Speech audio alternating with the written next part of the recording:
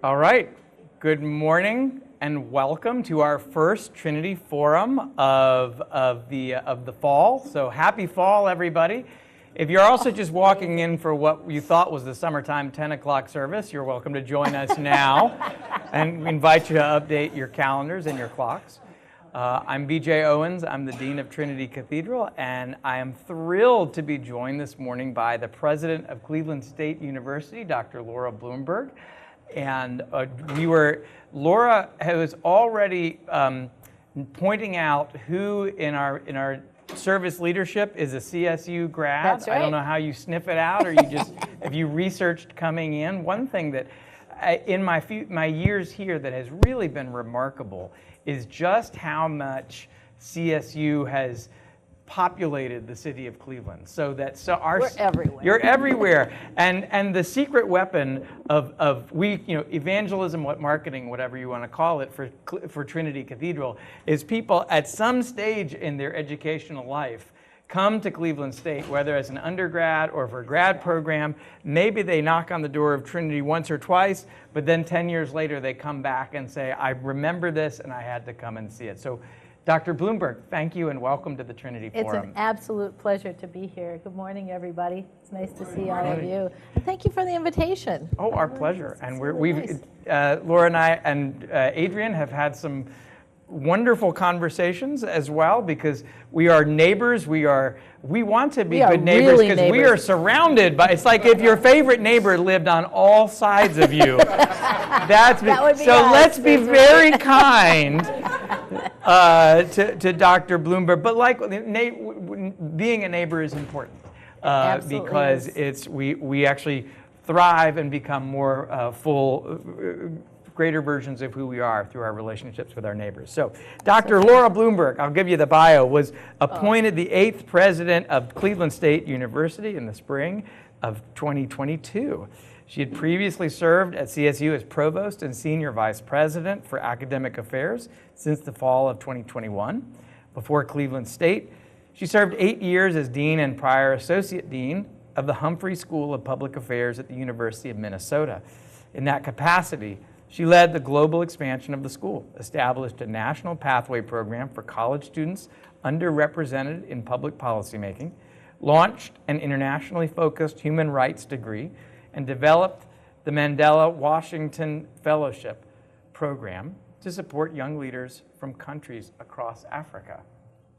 And if you're paying attention to the dates in there, you came at the heart of the pandemic. I did. And while we're fortunate to be able to talk about things other than the pandemic, it looms large. It does. And we, in our church world, we often talk about what it's like to be doing this work, whether you've been doing it for a long time or new in a congregation, in the midst of this 3-year window when everything changed and everything got turned upside down.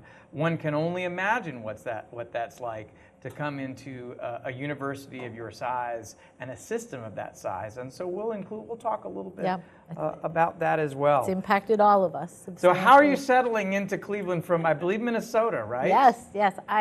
My husband and I both spent all of our lives. We were born in Minnesota, spent the vast majority of our lives in Minnesota. So it was a big thing for us to move to Cleveland. And we have felt welcomed. We love the city. We were sort of secret shoppers when it looked like I was going to be offered a position here, and we came without anybody knowing. So we could understand the city without being handled, if you know what I mean. Mm-hmm. And so we stayed right down here at the Crown Plaza, but we walked all the way to the Museum of Art. We walked up Carnegie and down Euclid and up Prospect and just tried to get a sense of what the area was like. And we saw the good and the not so good, the aspiring and the sort of falling into decay, and loved it all. I'm a city rat. I love the city. I love what cities mean in terms of people coming together, and so we've come to truly cherish Cleveland, perhaps not most especially, but largely because we are also a great city on a great lake. we're in the heart of one of the largest fresh waterways in the world. And so when I think about, as we, for those of you who were in the service just now, talk about our call, our need to preserve creation, what better place to remember that than when you're on the shores of one of the Great Lakes? So. Yeah. You talk about a city, and universities can sometimes really be a city on a hill, a walled garden, a gated community in the midst of the city. And you can have, I remember where I went to college and graduate school, there were often town and gown conflicts. There were, on one hand, the university was a driver of the economy. On the other hand, these were two different worlds in many ways. And one thing I would notice is that CSU is very much interwoven in the life of the city. Can you say a little bit about that as CSU's identity and who they are here in Cleveland? Sure. Can you all hear me, by the way, in the back? Am I projecting loud enough? Okay. For me personally, my own academic journey has, like I say, I'm a city person. And whether we're in the city or in a rural area, I just feel very strongly that we learn in community.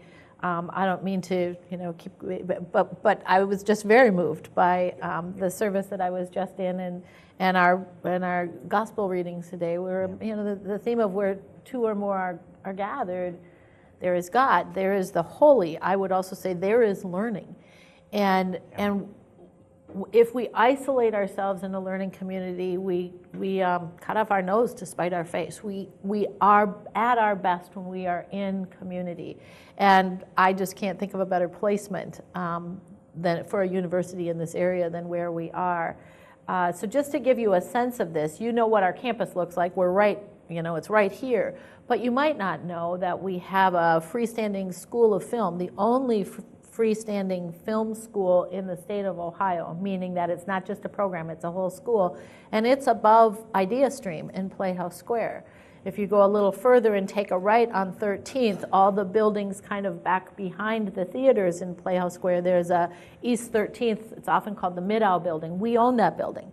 And our arts program, our theater, our dance programs are there. So we're embedded there. We just kicked off an accelerator living learning community in our College of Business that will partially be housed in the new headquarters of Sherwin-Williams at Public Square.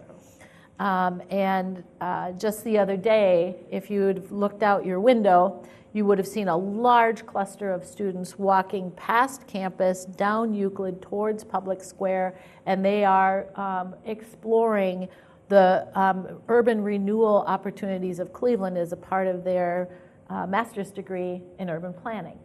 So we are working very hard to integrate our campus, but that's just, I know you probably want to get to the next question. No, you're doing great.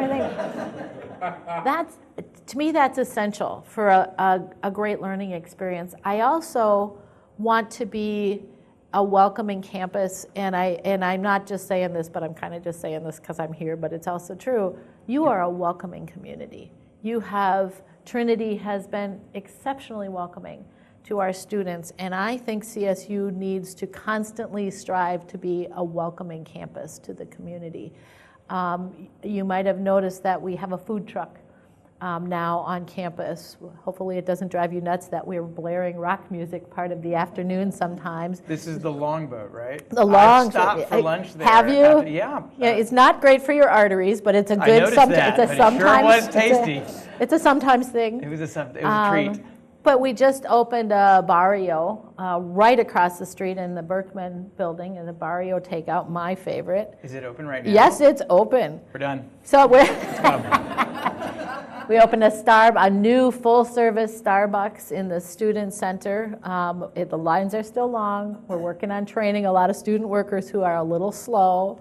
Those of us who just get coffee, not a super triple mocha macchiato. latte, frappe. Yeah. Mm-hmm. It's a little frustrating, but we'll get there. Because it's certainly for the students, but also for the community. We want to be welcoming. Mm-hmm. So tell us about your vision for CSU. You've now been the president for a little more than a year, is that right? Yes. Of course, you've been at CSU for a couple of Yeah. years. I was fortunate to be at your inauguration, and Adrian offered a wonderful poem. Thank you for inviting us to be a part of that. Beautiful, just beautiful. We always show up when we are invited to show up wearing robes. So do I. I like to wear my fancy robes at commencement. There's a serious overlap in what we do for a living. Put on the funny suits and, prance around. Right?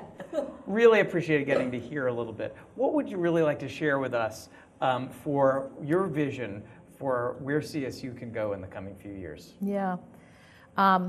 Love that question. And we can talk about the master plan and the physical plant, but I want to tell you more what's sort of in my head and in my heart about Cleveland State. I think one of our challenges is to tell the story of excellence. We've got researchers at Cleveland State who are on the cusp of finding cures and permanent interventions for sickle cell anemia. We have some of the leading gene research going on. We are creating innovations for NASA Glenn in our engineering lab. So we have that story of excellence. And we also have this story of serving a disproportionately high number of first-generation college attenders. The story of supporting students who are fragilely housed, formerly homeless, food insecure. And what I don't think we've done a very good job of is blending those two stories and showing how they're one story. And I really, honestly, my entire adult life has been spent in education, and I believe more today than I ever have that the mark of excellence is inclusion, that we should not be marked by the extent to which we exclude people in higher education, in our learning environments. We talk about the exclusive schools. Well, what if our excellence was marked by the ability to include people and also be excellent in our research and our scholarship and excellent in our ability to include people? And that's what I'd like Cleveland State to be known for, inclusive excellence. And I remember you talking in your inaugural address about the impact in terms of social mobility that Cleveland State has. Yes. Can I say something Please about that? Please do. That was a setup. Okay, thank you. Thank you for that. We didn't even plan that. In the past 18 months or so, you can't really look at what's happening in the country or read about higher ed without seeing a couple of things. Enrollment declines, we can talk about that if you'd like, but also kind of an assault on academic freedom, the extent to which we talk about equity, diversity, and inclusion. And I think that we have to address that. And one of the things that we're looking at tell me exactly the questions so I can make sure I answer the specifics of it.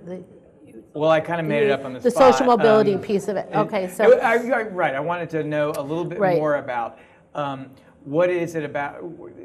How is CSU able to really think about be such social a leader mobility in that social mobility? So as that was happening on the kind of the national scene, we thought we're going to have to address this assault on what's happening in higher education as I see it.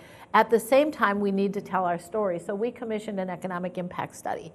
Okay. We're having all these culture war conversations over here. Let's look over here at the real impact that we're having, and that our chief of staff, our remarkable chief of staff, who's a member of your congregation, Patty Franklin, who's sitting right here, also wearing CSU green, was very instrumental. Thank you for being as well branded today. Yes. Patty is the best. But Patty was really instrumental in gathering the data across campus, but it was done, the economic impact study was done by a disinterested third party. They didn't have a bias. They were just crunching the data. And they came back and gave us some remarkable pieces of information. First of all, we are, in terms of social mobility, we are ranked the highest of all of the public and private four-year institutions in the state, meaning that we bring students across a larger delta in terms of their economic circumstances when they started CSU and their economic circumstances because of the degree they got. And that economic impact study also said that the return on investment for $1 invested in a student at CSU is 1 to 18. The stock market at its best will give you 1 to 10. So we beat almost double the stock market. That if we invest $1 in a CSU kid, young adult, scholar, society benefits $18 for every dollar invested. Really? And that's a huge measure of social mobility. And if you couple that with the fact that the vast majority, 87% of our graduates stay in the region, I audaciously submit that we're changing the economic circumstances of Northeast Ohio. Oh, absolutely. So, what does it mean to have so many first-generation students? What does it mean to have students for whom it just wasn't necessarily a family assumption, right, both in terms of the economics of that, but also the mentoring that goes into that?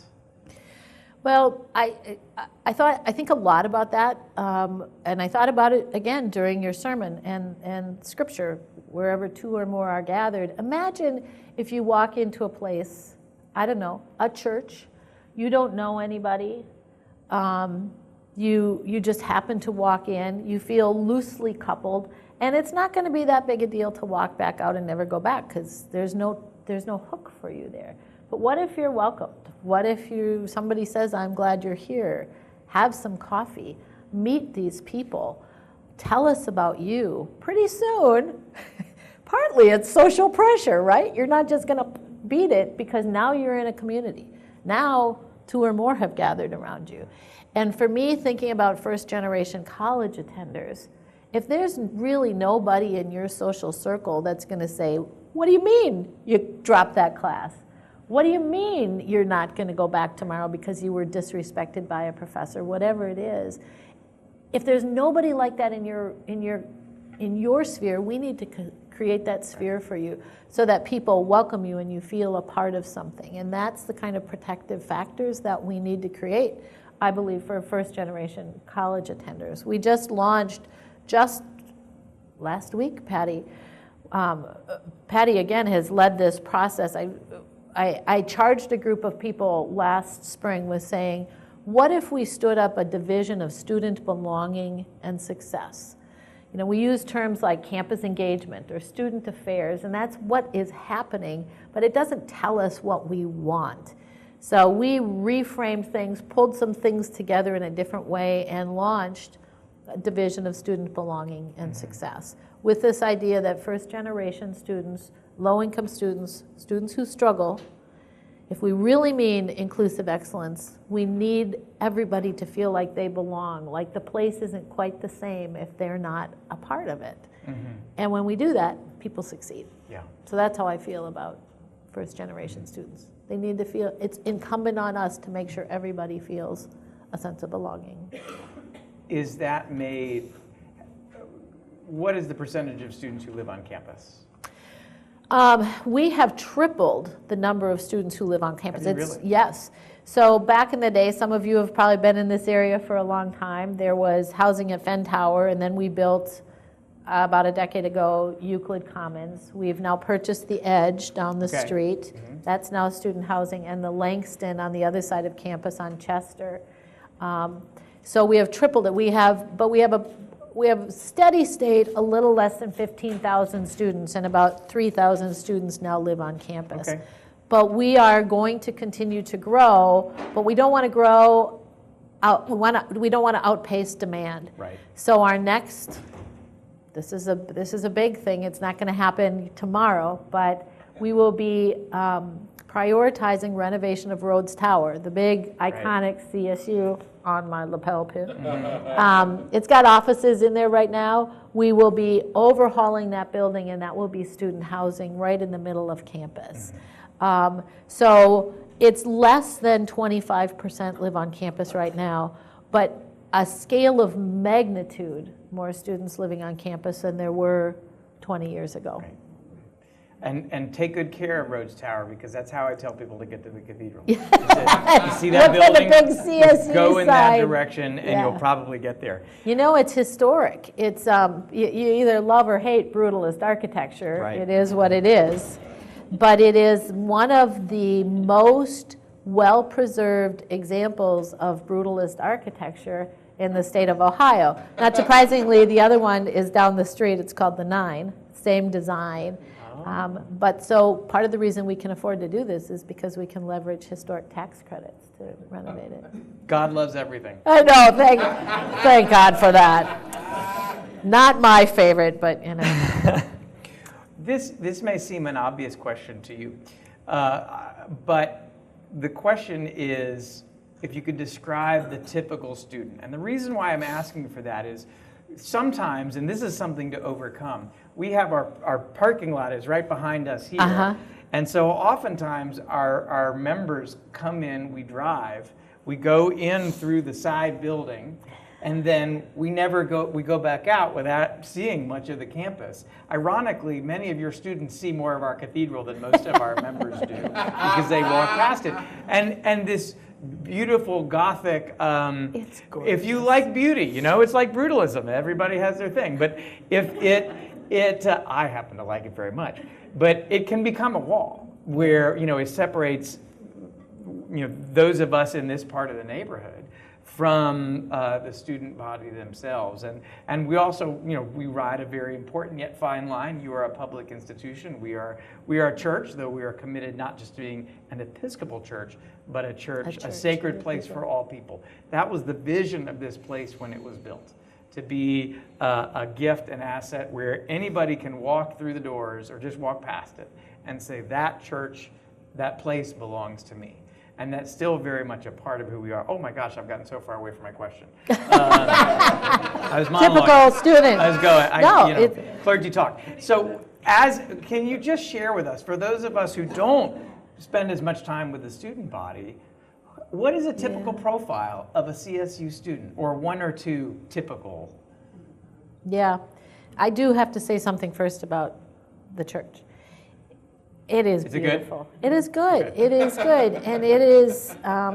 It changes the texture of campus because we are neighbors, and regardless of whether you like, whatever kind of architecture you like, I don't know a single person who would look at Trinity Cathedral and not say that is a beautiful place. Thank you. And hopefully many students walk inside. But even for those who don't, to see it creates a different sense of themselves. There was a reason why cathedrals were built with this kind of soaring towards the sky. Look, you know more about this than I do. But it calls us to think a little bit bigger than ourselves. And imagine, our students come pouring out of Berkman Hall, our main classroom building, and this is what they see. They walk out the front door, and this building is what they see. That's an awesome thing. Thank you. It means a great deal to have that reflected by our neighbors. So we really appreciate that. It is powerful. The typical student, there is not a typical student. I will tell you, though, that the thing that's most common across the majority of our students is that they don't come from far away. Over 85% of our students come from Northeast Ohio. And that is in contrast to a place like Case Western. And the president of Case Western is a good friend of mine. We meet regularly. We talk a lot. He also comes from Patty Franklin, Eric Kaler, and I all have spent time at the University of Minnesota. So we have a kind of a bit of a Minnesota delegation here. We understand that we're different players in this ecosystem. So Case Western brings the vast majority of their people come from outside of the state of Ohio, but they also go back when they graduate. Our students come from this area, are a disproportionately large number of first generation, I said that, and they stay in this area. That said, over 75%, so over 3/4 of our students have substantial financial need. We try to meet as much need as we can, but we can't meet all need. So that's huge part of my role is to seek philanthropic support to meet that need. Less than, over 1/4 of our students, but less than 1/3, it kind of varies, are students of color. We also have a large number of rural, very low income Caucasian students, which creates an opportunity. Some people would say it creates tension, which it does. It also creates all kinds of free speech and learning lab opportunities for people to understand each other. in an urban area that brings a diverse group of people together. We have a growing population of Latino students, mostly from the west side of Cleveland. And the other thing I will tell you, because you will notice this, is that we have a growing number of international students, largely from South Asia, Pakistan and India primarily, who are falling in love with Cleveland. And one of the things we'd really like to do as we think about the future of Northeast Ohio is to figure out ways for these super talented, super dedicated students to stay and work and live here.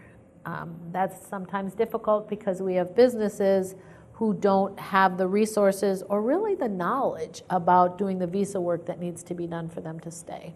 So that's a profile of our student body. That's very helpful.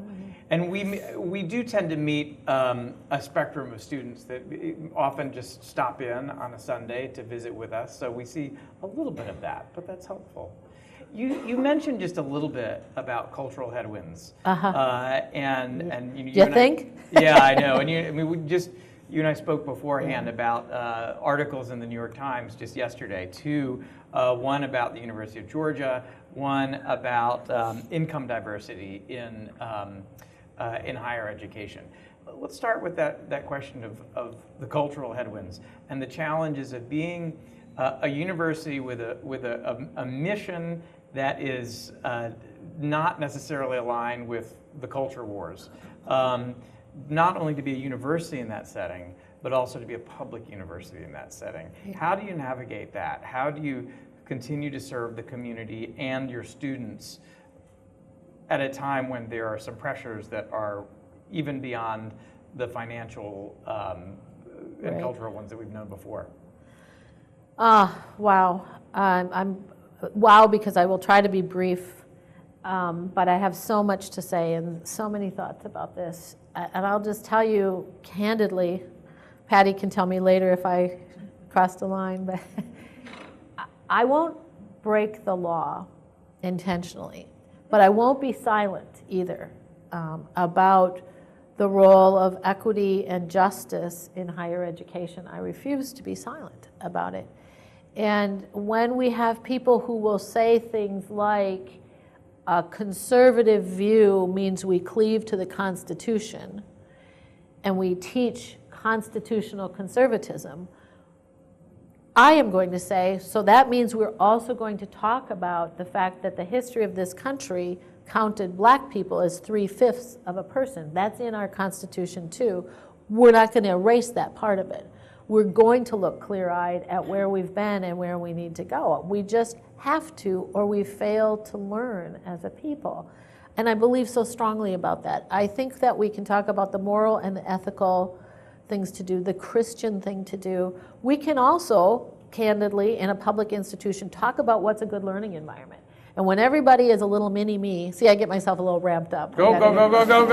If I surround myself with people only that think like I do, look like I do, believe what I believe, we don't really learn as much as when we create a diverse environment. And we can have a diverse environment and then constrain speech, and we don't learn. But when we bring people together across all of our similarities and differences, and then seek to level the dialogue in an equitable way, in an inclusive way, that's when we learn. Some of you who have been here for a long time might remember Michael Schwartz. Michael Schwartz, remember Michael Schwartz? President here for a number of years. Our library is named the Michael Schwartz Library.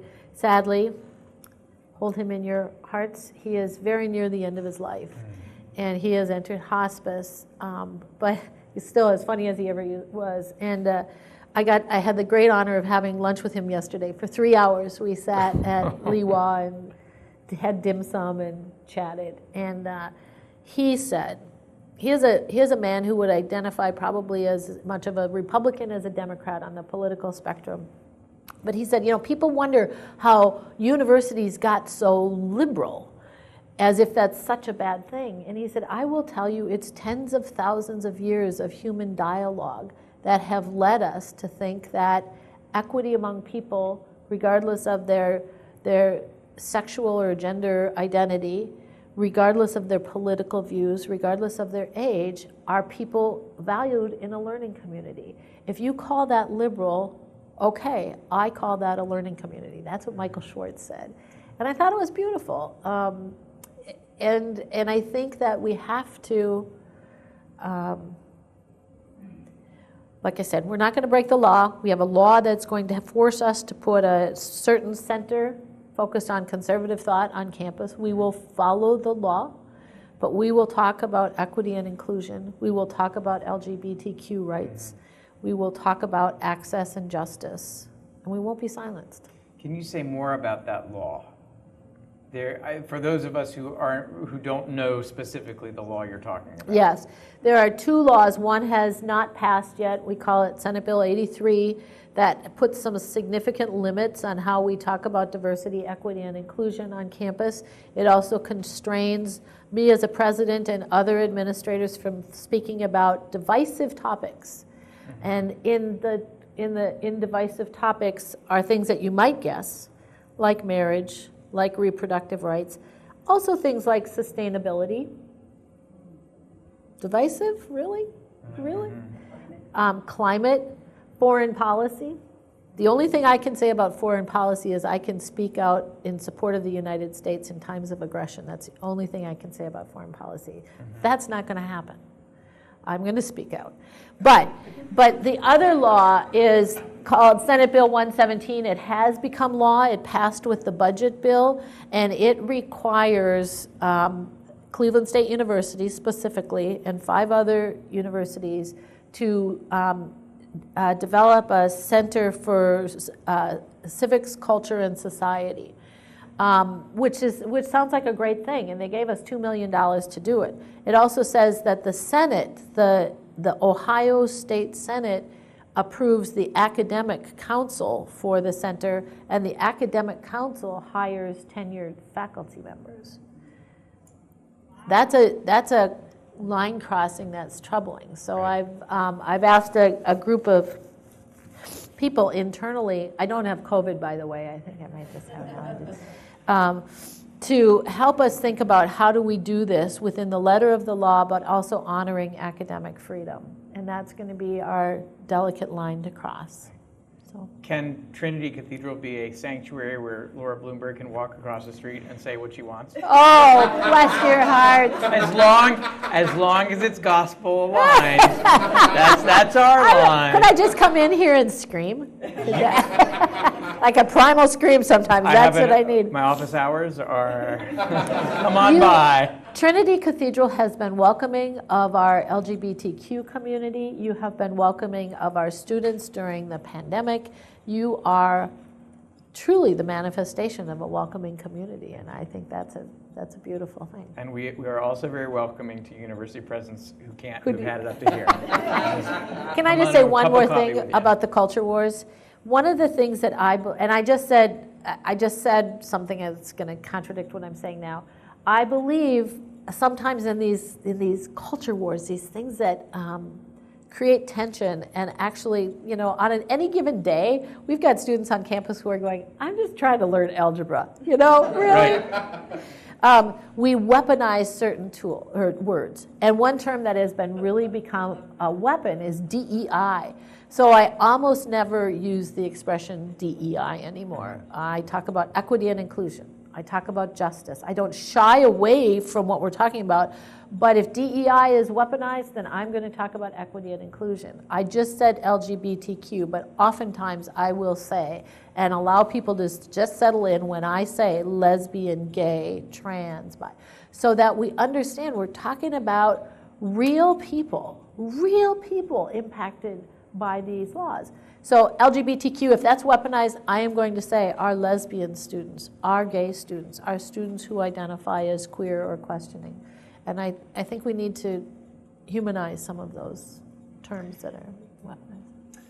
So you were just in Trinity Cathedral, but we are two things. We are Trinity gorgeous. Cathedral, we are Trinity Commons. And one thing that we're working on is redeveloping how we want to program Trinity Commons as a community-facing space. So it's, and as you speak, we already offer things, we call it Sacred Ground, which is a really wonderful, intensive Simply put, it's an anti-racism training, but it's so much more than that. We are not limited by the State House. And we know you cannot announce things, but here we are on campus and with our open doors to all. I mean, we really do want all to come in and find a moment of space and sacredness in the cathedral. But it's just a reminder of what we can be in a public space that is changing and often hostile. So we're paying attention, and you can't ask us to do things, but just write it on a sheet of paper and slip it to me, and we'll see. Patty, Patty knows where to find us. Patty, we haven't talked about this, but I'm just thinking, as BJ mentions this, we will be, in the past, we have a diversity strategic plan. We are a diverse campus. We are aspiring to be equitable and inclusive, rooted in justice. I will this year, we've laid down what had formerly been called the President's Diversity Council, and we'll be standing up an equity roundtable. And as you're talking, I'm thinking we should have invite our neighbors to be a part of that equity roundtable as we talk about what you're doing, what we're doing, how we can amplify each other's works around that. That would be kind of a cool thing. I think it's pretty cool that you got like stuff you can type on there and you can write on it too. We're the cutting edge cathedral. Yeah, right? I guess. We're on top of it. I know. I saw you tell people they had to lay their hands on the speakers, so they were. That's pretty high tech. No, we've got a demon in those things. That's old school exorcism. I would love, while we have you here, to talk bricks and mortar a little bit, because you seem to have your construction hat ready to go. Yeah. And you have focused on it, 3 areas of your campus in particular, and we are quite proximate to one of those. I would love to hear about the master plan, but in particular, the partnership district, I believe, which is where Wolstein currently is. Share with us a little of your neighborhood, your vision for this part of the neighborhood. Yeah, and all of this still is in the let's see what we can do phase. It's not, we're not going to put shovels in the ground anytime soon. But we will soon be issuing an RFP for proposals to build a new arena. And it will not be where the Wolstein stands. It will be at the northeast corner of campus. There's an old construction building there. It's the one that's kind of got the rusted out CSU water tower on top of it. It would be in that area, if all goes as planned. And I could go into a lot of detail about the value of doing that, but the Wolstein Arena was built, it's a 13,000 seat arena. We can have a great basketball night, and it can still look depressingly empty because it is just so huge. So for comparison, Duke University, which has a pretty thriving basketball team, their basketball... Wait, we're done here. I might have gone to a school across the street from them. I was going to say, so well. It was going, and then she messes it up. Duke has a 5,500 seat arena. So you play a game at Duke and it's hopping and it feels like a campus experience. We need a smaller arena. We don't need a bigger arena. Okay, so anyway, I'm moving back to Cleveland now for this. Okay, no more Duke conversation. You too? Do we need to have an intervention here? We found our piece. Okay, this is good. This is good.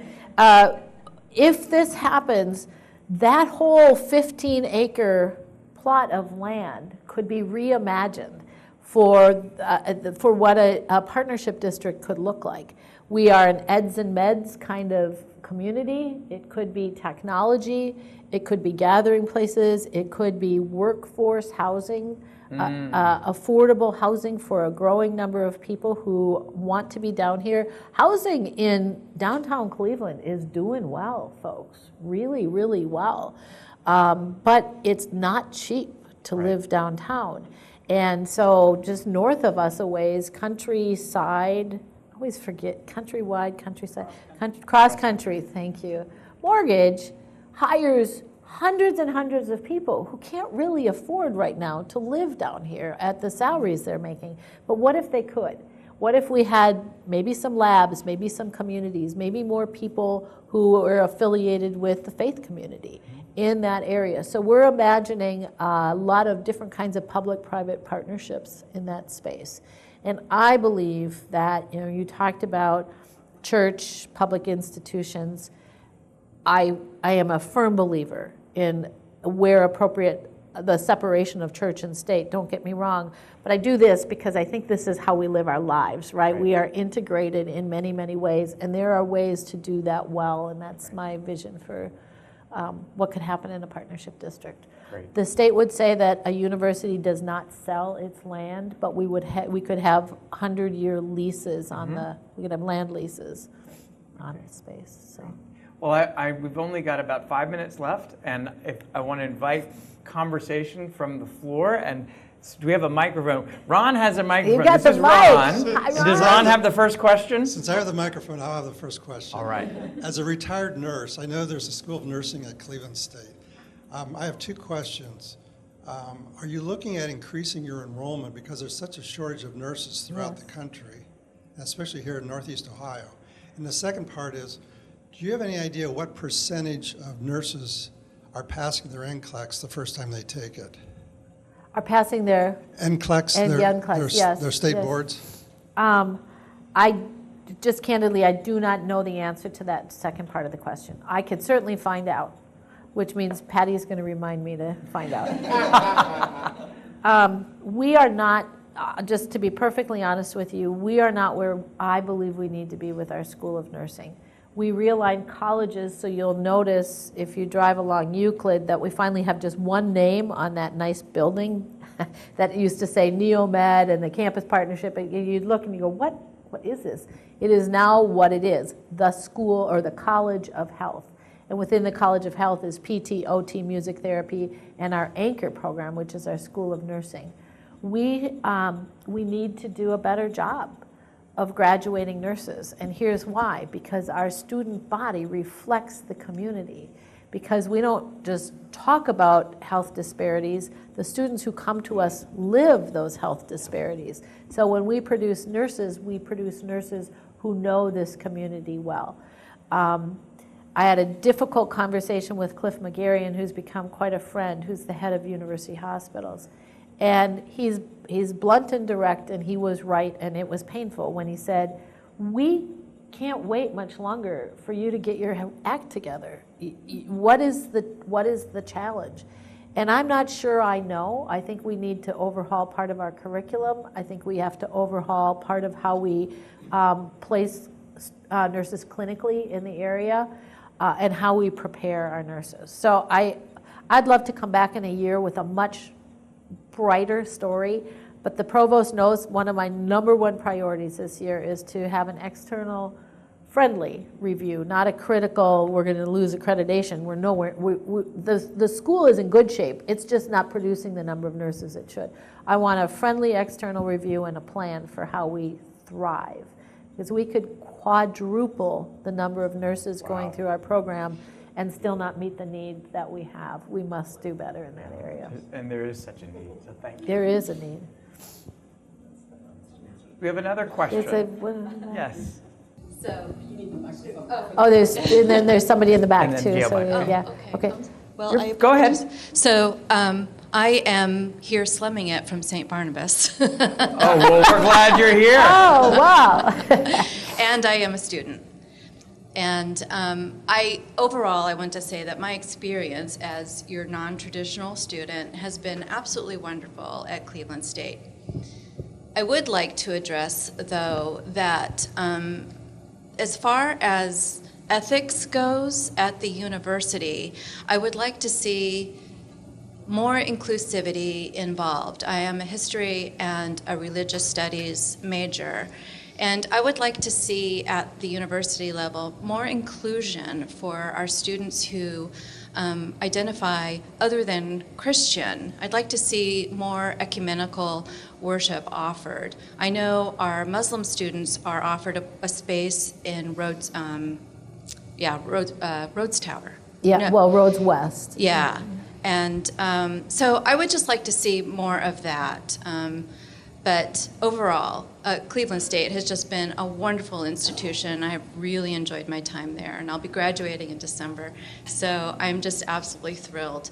I would also like to see, for students like myself who are non-traditional, who are of a certain age, to have an atmosphere where we can meet one another and have that, oh, you dropped your class? Oh, you're not doing so well? Let's talk about this. I think that would be absolutely wonderful. So more ecumenical, faith-based spaces. Yes. And opportunities and gathering places for not.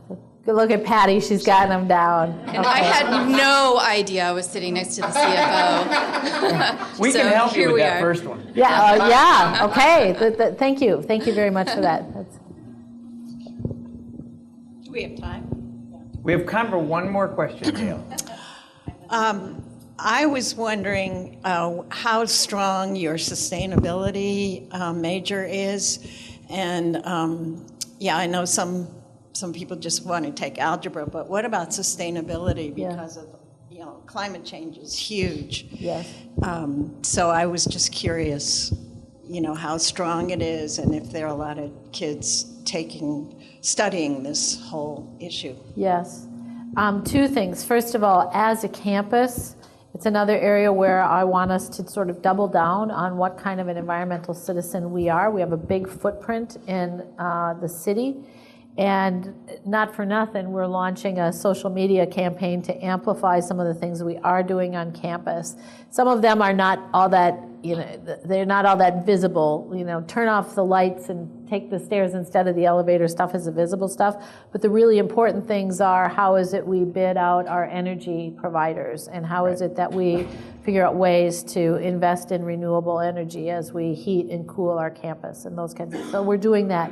In the Levin College of Public Affairs, we have an urban studies program.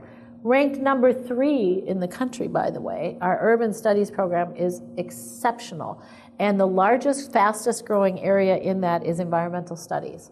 So the number of people who are focusing on urban affairs and environmentalism is our fastest growing area at Levin right now. And I think that's a really hopeful thing. And it's primarily focused on urban infrastructure and water. So we are uniquely positioned on the shores of a Great Lake to have that kind of a degree program. I just wanted to add real quick. Why not put a park?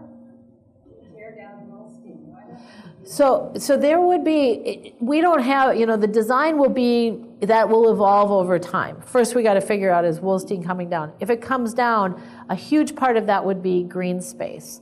But also, this may be a little too much in the weeds, but you probably have read that the juvenile court center that will be coming down, and there'll be a land bridge. So we're thinking about a lot more green space. We're not that far from Tri-C, but it seems far now because of the way that things are structured. And that's a land bridge. I think there'll be a lot more green space and walkability in that part of the city. Dr. Bloomberg, I'm so grateful that you could come Dean across the Owens, you street call and me join Dr. us. Bloomberg, I'm Sorry talking about to you, that. Dean Sorry, Owens. Laura. Welcome. Thank you. Thank you all so much. Thank you. It was my pleasure. And we thank you for joining us for the Trinity Forum. I never quite know how to close this. I just say, just go ahead and get yourselves to church. It's time. Thank you all. Welcome. Thanks so much.